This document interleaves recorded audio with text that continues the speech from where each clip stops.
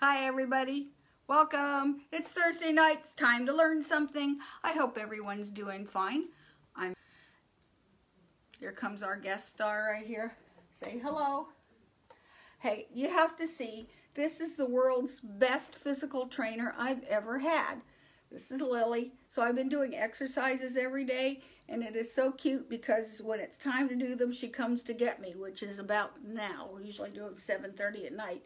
And she comes and she barks at me, and then she comes over. When I start to do them, I do like 3 sets of 10 of push-ups, leg lifts, crunches, back bridges, all kinds of stuff.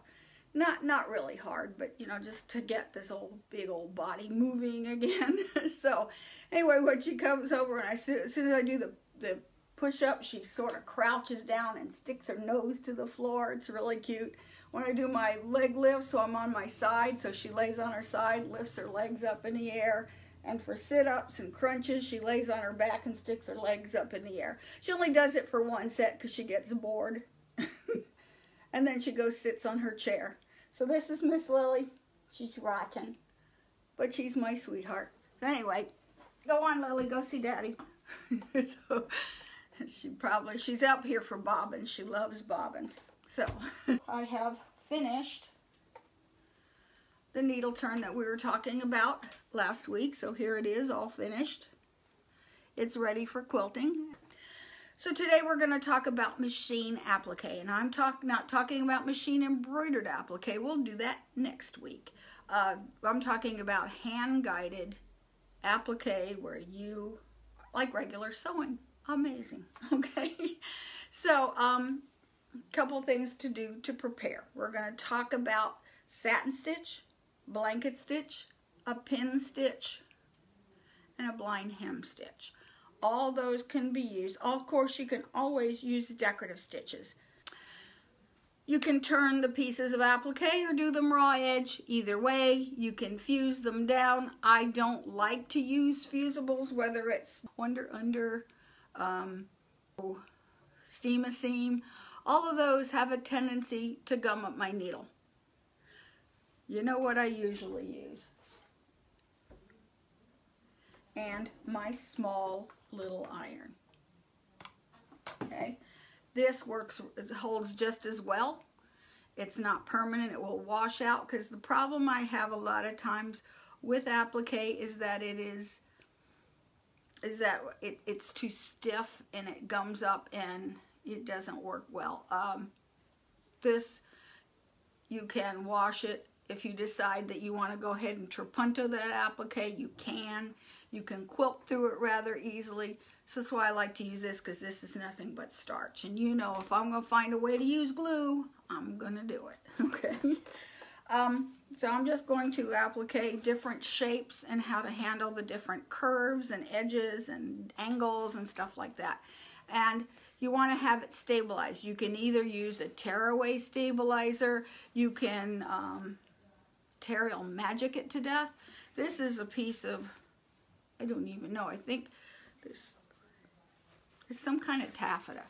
But you know, it's just a piece of white background. I don't care. When you're doing applique, again, just like with hand applique, it's best to have a background fabric that's a loose weave. And a loose weave is going to have a little bit of stretch to it, and that's fine. Why? Because we always have a tendency to pucker, whether it's embroidery, whether it's regular hand-guided, even hand needle turn. You have a tendency to pucker your background fabric, and a looser weave is more forgiving. You can just put your applique face down on top of one of those pressing mats, spray it with a little spray starch or steam or something, and now it's going to flatten out and without any problem. So save yourself the aggravation. Pick a background fabric that's a loose weave. Oddly enough, the cheap stuff, the cheap muslin and stuff from Joann's is excellent, because that's full of starch anyway. Although I would wash it, because it's going to shrink when you're picking the... Heck, I've even had high quality expensive fabric shrink. I've also had high quality expensive fabrics, to include batiks, bleed. The colors will bleed on you. So anything I applique especially since you're using all different kinds of fabrics. You're not necessarily sticking to one brand, one quality. You're usually picking your fabric, your applique piece fabric, by the color, usually what color you want it to look like. Well, fabrics shrink at different rates. So therefore, and even little pieces, I'll just take them in the sink and just run them through with just a little bit of either dish soap, shampoo, hand soap, anything. Hot water. I usually put hot water in the sink, let it soak, and you'll know within a minute whether that fabric's going to bleed or not, because you'll see the color. Usually it's reds are the worst for bleeding. Purples are next, but I have had greens, browns, blacks, and blues. They all bleed. Haven't had any yellows, really. Oranges, yes. Browns, they all bleed. And it didn't matter whether that fabric was expensive, good quality, first quality fabric, or it's a Walmart or a, whatever. They all shrink, they all bleed. So my advice is, before you spend a lot of time working on a quilt, because time is our most valuable asset, before you spend a lot of time on it and money, okay, wash it, hot water, abuse it. If it's a big piece of fabric, throw it in the washing machine with hot stuff, put it in the hot dryer. It's going to shrink all it's going to shrink. If your fabric is a low quality and it's crappy stuff and all it really consisted of was a few fibers and a whole lot of fillers and starches and junk like that, formaldehyde, you name it, and that's going to be horrible fabric after you washed it. And that's happened many times, and not even just the cheap Walmart fabric. That has even happened with the expensive first quality quilting fabric before.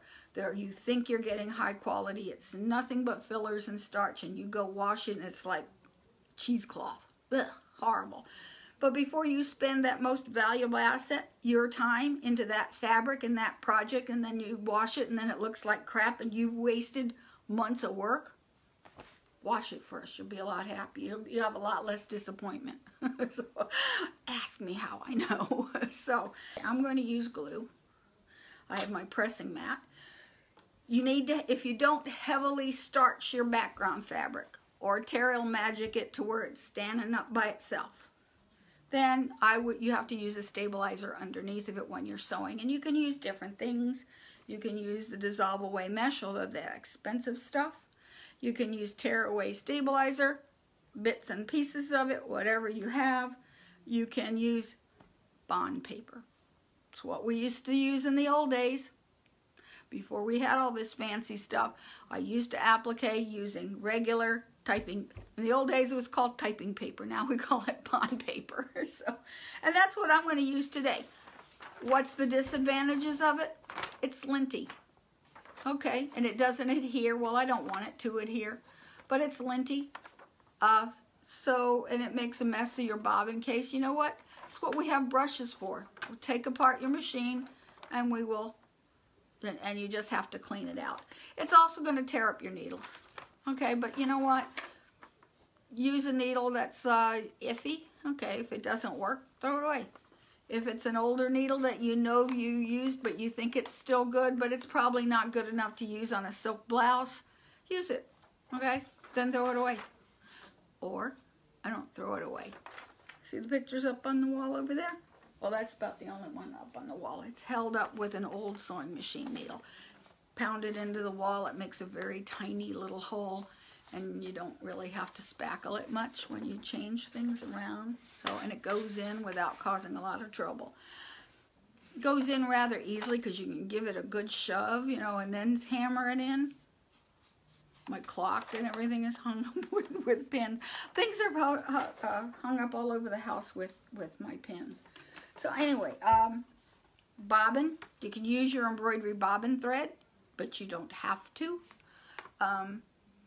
For a satin stitch, I probably would, because you're adding more thread bulk to the surface of your fabric. But if you're doing a blanket stitch or a pin stitch, you can use whatever. I like to use an open toe foot. This one's plastic. They also have metal ones. I have metal ones, but I don't know what I did with it. It's in this stuff somewhere. You know what? I got all organized with all those stupid boxes, and there are boxes everywhere, but now I don't remember what I put in the boxes. It's crazy.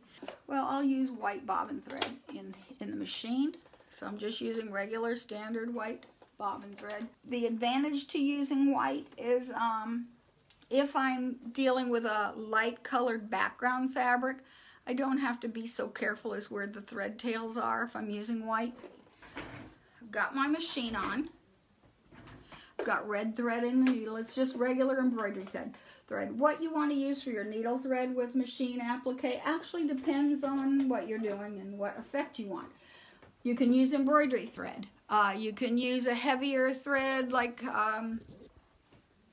12 weight sulky if you want a thicker, more cottony look. You could even use regular sewing thread, although I don't recommend regular sewing thread because sewing thread is a little bit too thin. You could even do raw edge applique if you want. Here is just machine applique, and this is just a straight stitch. This I did use fusible because of the fact it was going to be raw edge, and those edges were not encased in any way, shape, or form. And I was just making things up as I went along. I just sort of picked out a bunch of leaf shapes and just cut them out and fused them down. Nothing fancy on that. And this is okay, but the problem with that is that it's going to wash and it's going to fray. And that's just a little mini table runner. So we're going to talk about these different stitches. We're going to do the satin stitch, which is the green leaf, and we're going to talk about doing these tight little points. This is a blanket stitch. This right here is a pin stitch using invisible thread. You can't even see it, and I don't think I have one. No, I didn't use blind hem on anything because I got too lazy. I don't care for the blind hem with applique. I will use it if for some reason I'm on a machine that does not have the fancier stitches, so straight stitch is fine. Let's talk about the satin stitch, which is a regular zigzag, and you can pick any of those zigzags. I prefer the regular plain one. These start small and get wider. I don't want to be fooled around with anything that is a little more problem than I have to deal with. So I am going to pick 109. Okay, I need to make some changes because a satin stitch is going to be rather a tight stitch. So actually I think I have it in memory. Oh, no, I didn't change it. Okay, my length, I'm going to take my length down to 0.3. I'm going to go to 0.4. So usually the outside, I want it to be at least 4. I'm not going to talk about left and right shift right now. I'm going to put my pivoting feature on, and what that allows your machine to do is when you stop stitching or take your foot off the gas, the needle goes down, the presser foot comes up, and allows you to pivot. So we're going to do that, okay? And then let's go sew. And let's just take a look at what the stitch looks like. Always run a test. Let's see. Also, you want to try not to push it because you can break a needle. It also causes puckers, and that might be a little too dense. I'm going to cut back up to 0.4 because you always want to test your stitches first. And I think I'm going to go wider to 4.5. Okay. Okay, talk about the stopping of a stitch. Okay, see, this is actually a very nice stitch here, and when I turn it over, well, my top tension for this is a little bit too loose, but I would rather it look like this than have the white showing through to the top. Okay, and see, this is why I like to use paper. Look how easy it is to remove. It's easier than the stabilizer, see, and it's easy to remove. Now, to stop a stitch, you can just clip it. It's probably not going to come out, but the proper way to stop a satin stitch for applique is to take your bobbin thread, pull it, and pull that thread through to the back and tie it off and clip it. Okay, the way how you want to start a satin stitch, so you don't have to clip and tear away, is that you're going to take a couple of stitches,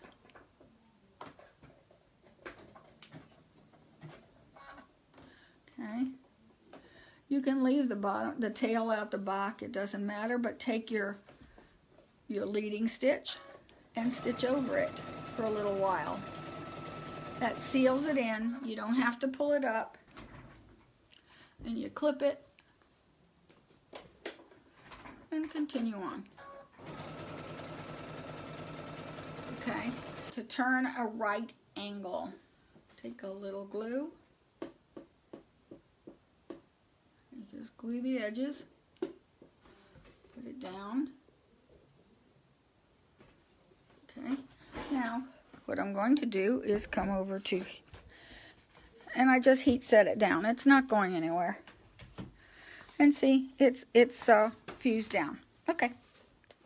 I want it to start on the right swing of the zigzag. So I usually will start in the middle of a straightaway. I want the right swing to be off the edge of the fabric and the left swing of the zigzag to catch on inside the applique piece. Okay. So I'm just going to position that, okay, and I'm going to stitch. Now, for a 90-degree corner, it's easy.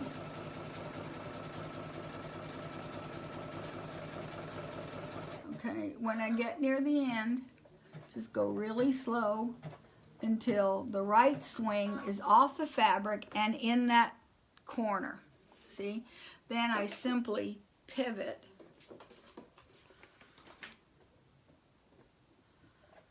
and continue stitching. This is why I like the pivoting feature. And then here we go. Then I'm still lined up on, well, we're going to pretend that's straight because it's not. And I'll do it one more time. I get near the end and I will stop on the right hand side off the fabric in that, just in the corner of the fabric, and then pivot, whatever. I didn't get it very good last time, as you can see. Okay, I went a little too far. That, you know what that is? That's from going too far off. Let's do it again, because I'm kind of far away. I'm not over the needle.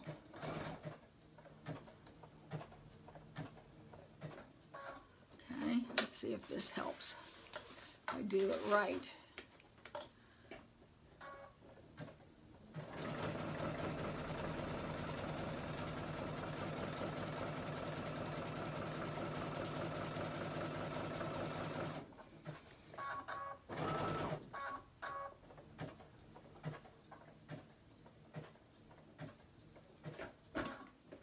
Turn. One more. And I think I can just press, lower my foot and press that thing with a round circle. No, that didn't work. Okay, well, it took it to the end anyway. Okay. Okay, when you are meeting up, I am about 1/8 of an inch away. I'm going to overstitch it by a few stitches.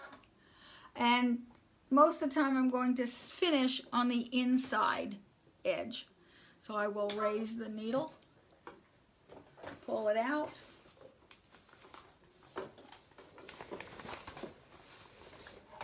okay, here's my bobbin thread, pull it. I could tie a knot. Now, to be honest with you, do I do this forever? If it's something practical, no. This is if you want to enter it into a show or have it heirloom, or if you know it's going to a baby, like it's a bib or something. In fact, I would probably take these threads and put them through a needle and weave them through if it's for a baby, because they'll find a way to pick at it and tear it up, because that's what they do. Okay. Okay, so here is the straightaway. Is it perfect? No, it is not. If I want it more perfect than that, I'm going to let the embroidery machine do it. That's for sure. So this is a basic skill, so therefore in a competition these are not. This one would fly. This corner would fly. These won't. Okay? Now to do a tight corner, and I'm just going to draw it on here. Say a V.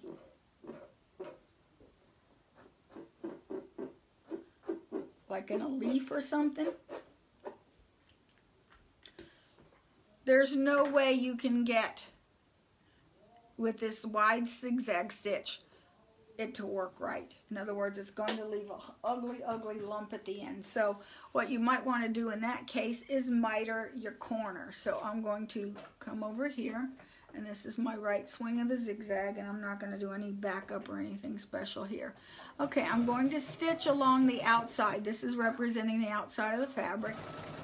And I stitch straight until you see that the zigzag is spanning both sides of the point. Not quite.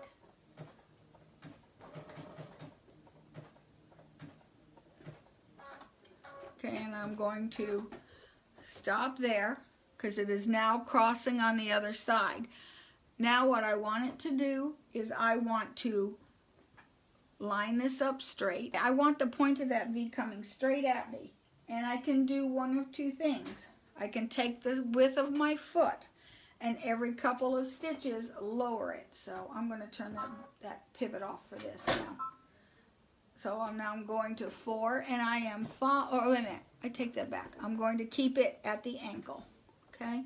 And I want it now at 4, a few stitches, go down to 3.5. I'm talking about width.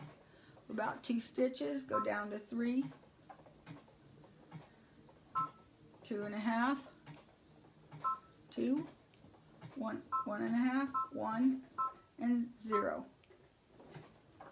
Okay, when I get to 0, and I didn't do this very well. There's another way I like to do this better, and I'll show you. Okay, now I'm going to follow this edge. Okay, and I'm going to go from 0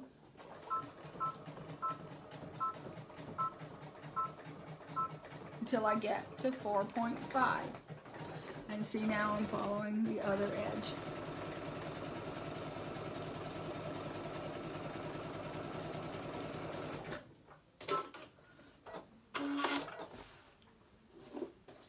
I didn't do the first part of it very good, but see here, it's brighter. If you can see, tilt it up. It looks like a mitered, whoops, it looks like a mitered corner. See, you got a mitered corner. Now the other thing I do for this, and this is the only time I use this function on the machine. You see this slider button. This in sewing is usually your maximum speed. So what I'm going to do is go to my settings pages on my machine, so which looks like a piece of paper, which is right here. Or your model will have that little piece of paper somewhere on here if you're using a brother or a baby lock. And this width control, see where it says width control? It's off now. I'm turning it on. Okay, because that now changes this from a speed into a width of a zigzag. So the machine is set on the 4.5. As I approach the point, I'm going to move this to the left slowly till it reads 0. Then I'll hit the point and I go back in the other direction until it reads 4.5. Okay, back to 4.5. Let's go to the machine. Okay, I'm starting on the right swing of the zigzag, and here we go. I'm at 4.5. I'm going to make this a little bit longer stitch length.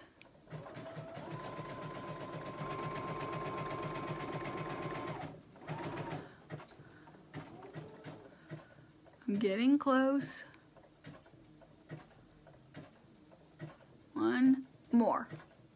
Okay, and I'm going to now slowly take the slider button and slowly move it to the left, okay, until I get to 0.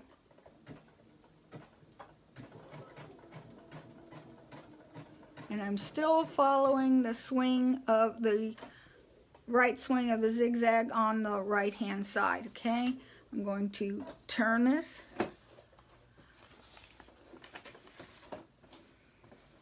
and follow now the other side of the V and slowly increase this.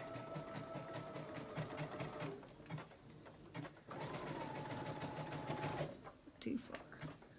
There we go. And now I'm at 4.5.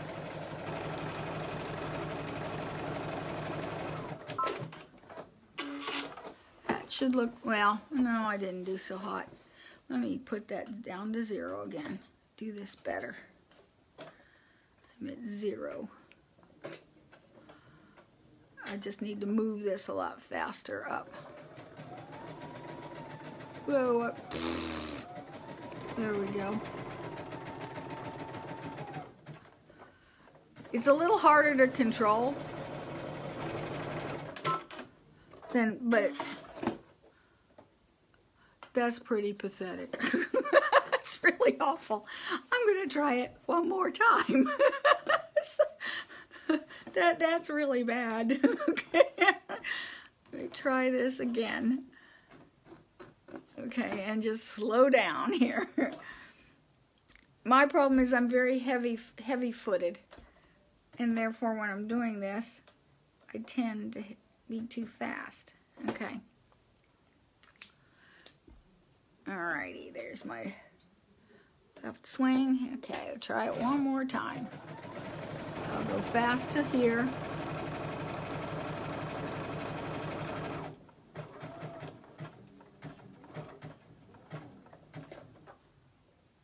Okay, and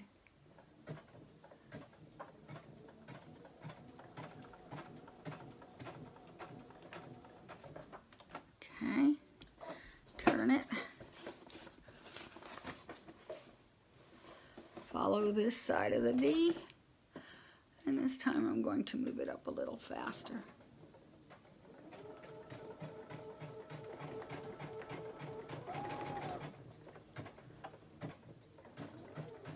I went to 5. There. Let's see if this one looks better. That was embarrassing. Oh, it doesn't look any better. I don't like it. See, I don't like that. I like it better when I controlled it. Let's take it off of the with control. And I'm going to try it one more, because I'm bound to determine I'm going to get this today. We may be doing satin stitch the whole time. Well, we'll just do it again next week. Okay. Last try. If I don't get it, I hang it up. This is why I like machine applique. Okay, and now I'm going to slowly bring this down.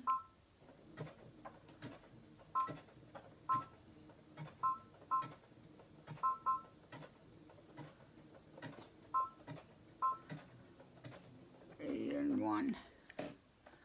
Okay.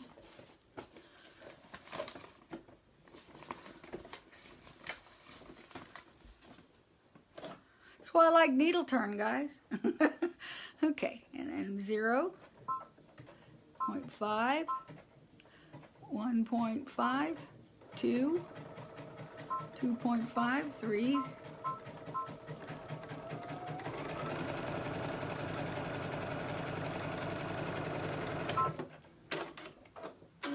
okay, I have more control this way. That does look a lot better. Again, I should have come out a little faster. Okay, I could also use that with stitch number 111. The only thing is that every time you stop, it goes back to the right. Okay, let's talk now about curves. Oh, wait, let's talk about I'll draw these rather than stitch them down. Say you want to do an inside angle. Okay. I'll start here, left swing of the zigzag. Okay, and just before, go even with the line that, and again, stop on the right hand side, pivot, and usually the first stitch I'm not going to go totally 90 degrees because I don't want it, and then I'll straighten it out to 90 degrees before it gets out of the stitching. And there you go. Oh, shut up, machine. Okay, see, that looks much neater. See how it, and again, you see, do you see what I was doing over here? I was being a little too anxious and pushing it. Look at how uneven the stitches are because I'm getting that I think I know better than the machine. Well, I don't. Okay, next we're going to try a curve. Okay, and I'm just going to do a curve. Okay, now you always want the zigzag to be facing the center of this curve, and I'm just going to say that's the center of my curve. Okay, this is an outside. So this one I'm going to keep that zigzag to outer edge, and see how this line up to about right there is smack dab in the middle, but as I go along it is no longer smack dab in the middle. You can, if you are with practice, as you are stitching, you're going to keep pivoting to the inside. If you feel it's getting away from you, stop on the outside of the curve, raise the presser foot, and pivot it till that needle is even with the center of that curve. If it's not, see, it's getting away from me, so I pivot a little bit.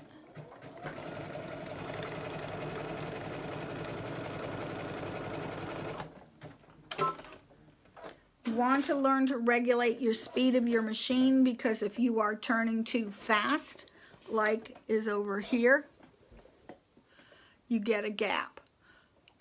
Of course, that's what fabric markers are for, is to fill in those gaps. Okay, now if we're doing, come over here, where's the end of the paper here, okay? And instead of doing an inside curve, we're going to do, an outside curve, we're going to do an inside curve. Okay. Same thing, pivot here, but now instead of pivoting on the say this is my fabric right here. Instead of pivoting, you're going to keep, and this one's harder to do. And as it's no longer, but instead of pivoting on the fabric and not the applique piece, you're going to pivot inside, because if you don't, you'll end up with a gap. And see, it's getting away.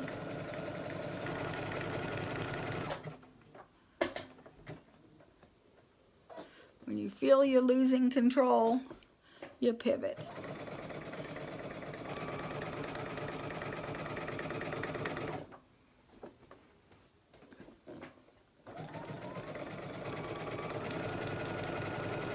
Okay, good enough. And see, when it got away from me, see how when I pivoted too much, I waited too long to pivot? Because then now that gives me an angle, and I'm not liking that angle there. You want it to be smooth. Usually on an inside curve, also lengthen your stitch a little bit, because that tend to jam up.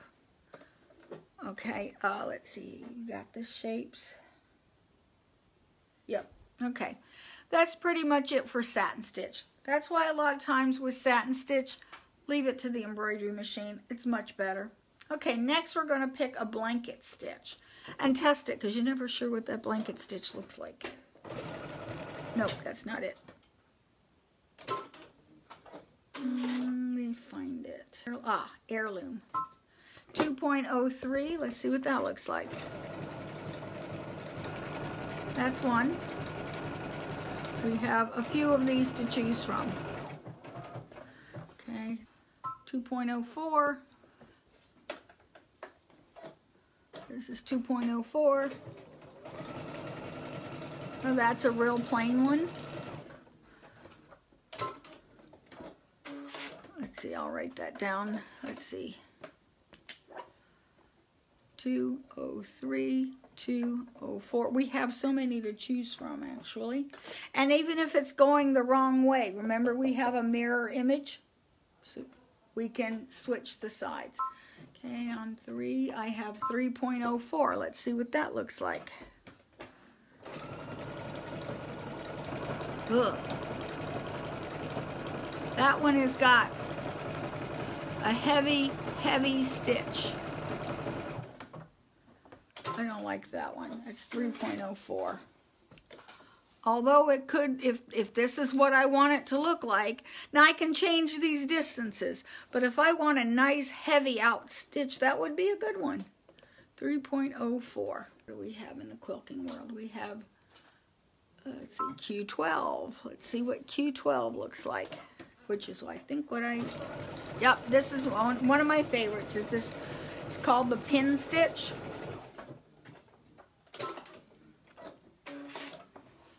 This I like to use a lot, and we'll talk about that one in a little bit. That's Q12. Q13. Okay, it looks...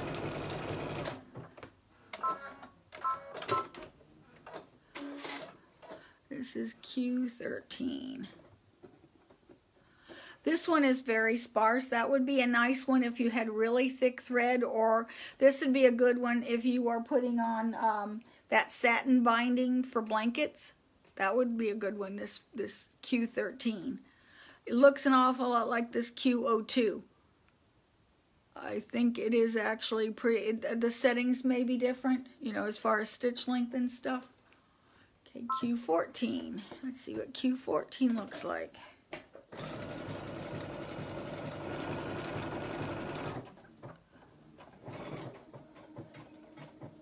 This is one I use a lot for my invisible stitching.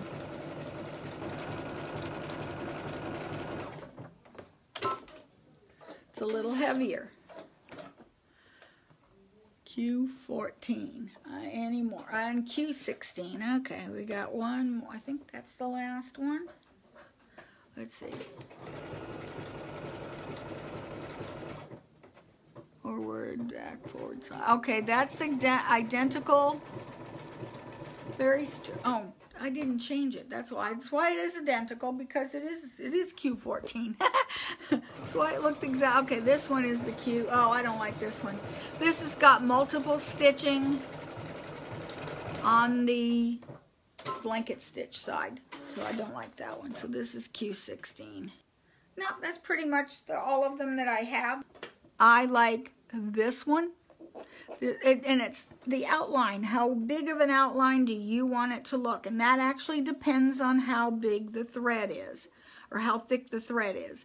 This one, if I'm using embroidery thread, this is a nice one because it gives you a nice outline in the outside of this stitch. This one is going to give you the heaviest on the outside of the stitch, and that's how many repeats it goes.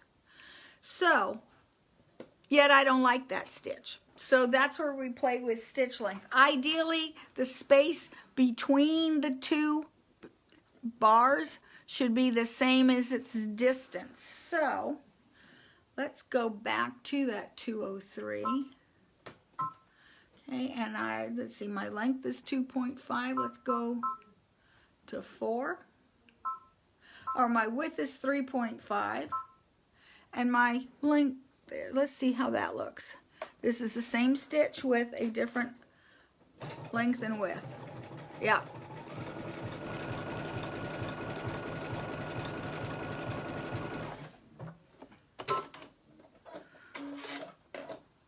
Why are you going fuzzy? What is wrong with this? Stop that. I'm talking to the phone. It doesn't answer me. I like that. See how that's a good width. The distance between the bars is about the same as the distance here. So let's get another little piece of fabric. Well, no, let's just draw it because that way it's easier. Alrighty, so I'm going to use this 2.03, and you pick the one you want to use. And that's usually the one I like, which is what I picked. See? That's the stitch I used for that. This one, you can't even see it, okay? Because that one is what I did. I used the invisible thread, and I used this stitch right here. You can't even see it. Again, you want the anytime if you're doing turned, if you're turning your applique piece first. Actually, I can take this to even narrower because I can take it towards, I think this is, well, we'll look at it again. Let's do this because the principles for the rest of these stitches is the same no matter what it is. But say you're going on a corner. Here's my corner. Okay, so when you're doing a corner, ideally you want it to have, you want your stitches to be even, and you want your stitches, say that's even, okay, the space between them is the same. So you would take a stitch here, you would take a stitch here, and you would take a stitch here. That's ideally what you want to see in the corners, right there, okay? Let's see if we can do it. Okay, let's try it.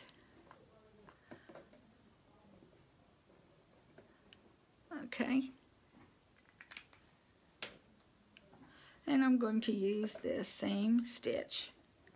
Now, what you want to do is learn the cadence of the stitch. How does it form? So you have to pay attention to that. So we go forward, back, forward, side, side, forward, back, forward, side, side, okay? You want to make your pivots either before the side, side, or just after the side, side. Not during the forward, back, forward, okay? So, we're going to come to near the end. Side, side, forward, back, forward, side, side, forward, back, oop, forward. Ah! I didn't want it to do that. Okay. Let's see. Okay, because at this point I wanted to pivot 45 degrees, have that go in here, hide, okay, and then we would go to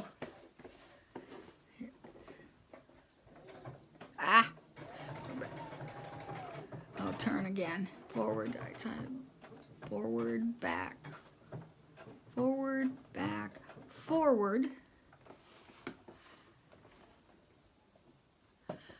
45 degrees, side, damn it, forward, back. Oh, it just caught it. Okay. I'm going to do it one more time. Right side, forward, back, forward, side. Sometimes you have to just do half stitches at a time. Forward, back, forward, pivot. And you can take it on using your half pivot. Okay? And side, side. And now there's the perfect one. So it takes some practice, and I don't care if you've been doing it 100 years or you're just starting, it still will happen you know, that you have to practice it every time. That has to be the same whether you're using this stitch or the pin stitch. Ideally, you want that same thing. Okay, let me see. Outside corner, because you treat them all the same again. Okay. Outside corner. Okay, so we do the same thing. Here's my applique piece.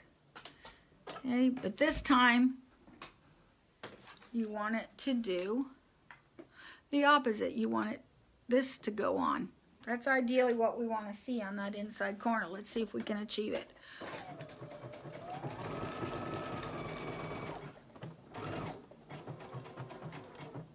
One more. Side, forward, back, forward, side, side.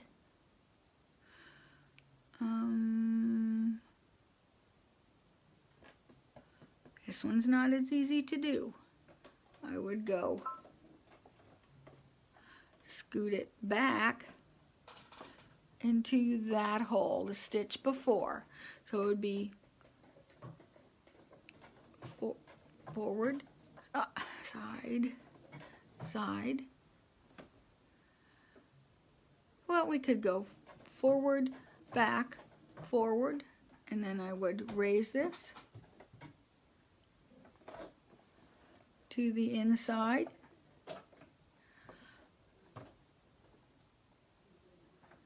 Sometimes, I mean, if you're doing this for competition, probably I would pay attention. Okay, and forward, back, forward, but instead I'm going to scoot it back into the same hole, and then that'll give me the side side. There we go.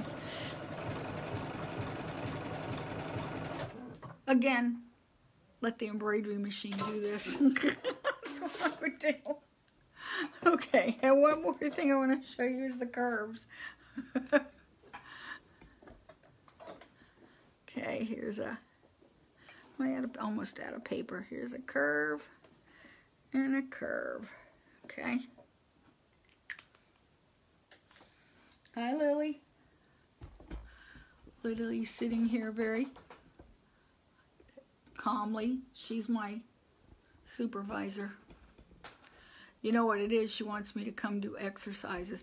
And I think the reason she does that is because she gets snacks afterwards. It's not stupid. And we go play, right? We go play with the paper. Okay. Well, not right now. I'll be in just a few more minutes. Okay. Here we go. We're going to go same thing, forward, backward, and then side, side again. Don't pivot. You always want to keep that coming straight at you. Pivot after each one. This is one that's important that you pivot only after the side, side. Because if you pivot in the middle of it, I'll show you. If you do it continuously,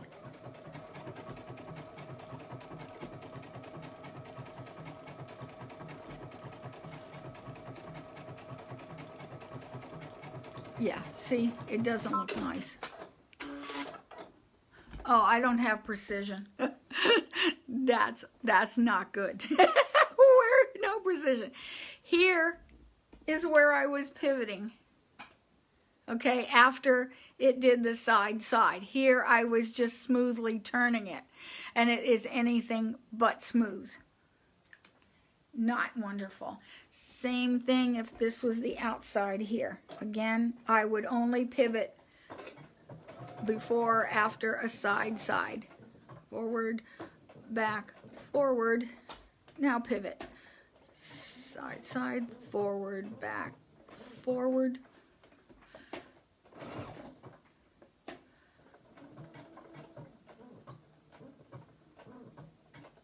I am not good enough to do this while it's moving. Here, I'll do this part while it's moving. And you'll see it just doesn't turn out as nice.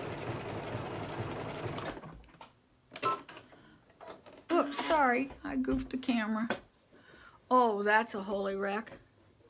See, here's where I was controlling it. Here's where I was pivoting it. It just doesn't look nice. Doesn't look nice at all. Okay, let's see. We talked about, well, the pin stitch and the blanket stitch are the same thing. And I think we're out of time today. My favorite one to use with turned applique is going to be this one. And remember, if you're going in the opposite direction, you know your stitches will mirror image from side to side. They'll change left to right.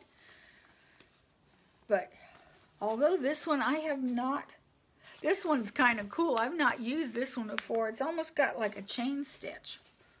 Let me try that again. That was cool. 304. And I'm going to make that stitch length longer. Let's see what this looks like, okay? I just want to see what that looks like with the stitches changed. Oh, I like that.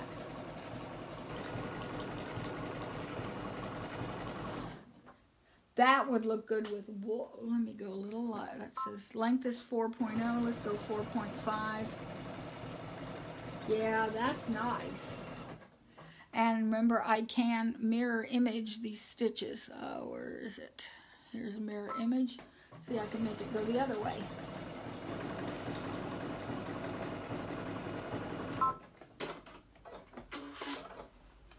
That is nice. Oh, ooh, ooh. I just saw something.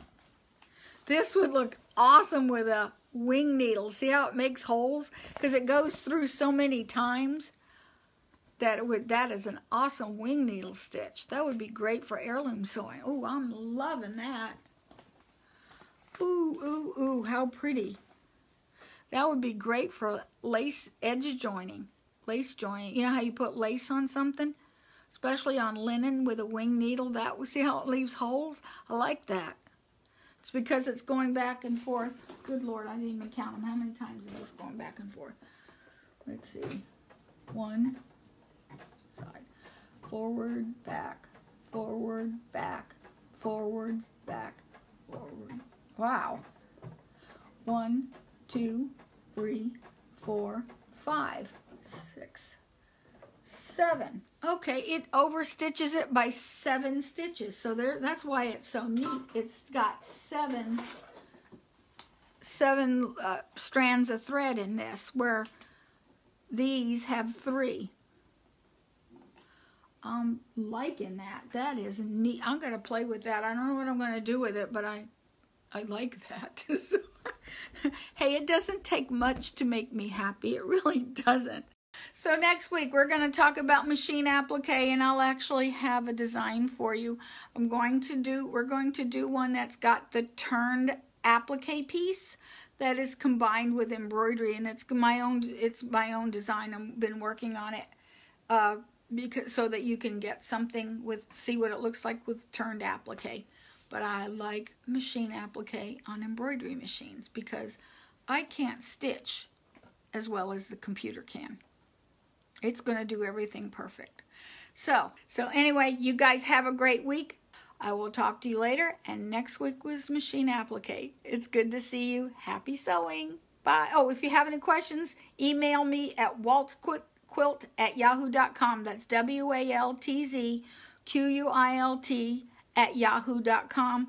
Or leave a comment below. Talk to you later. Bye.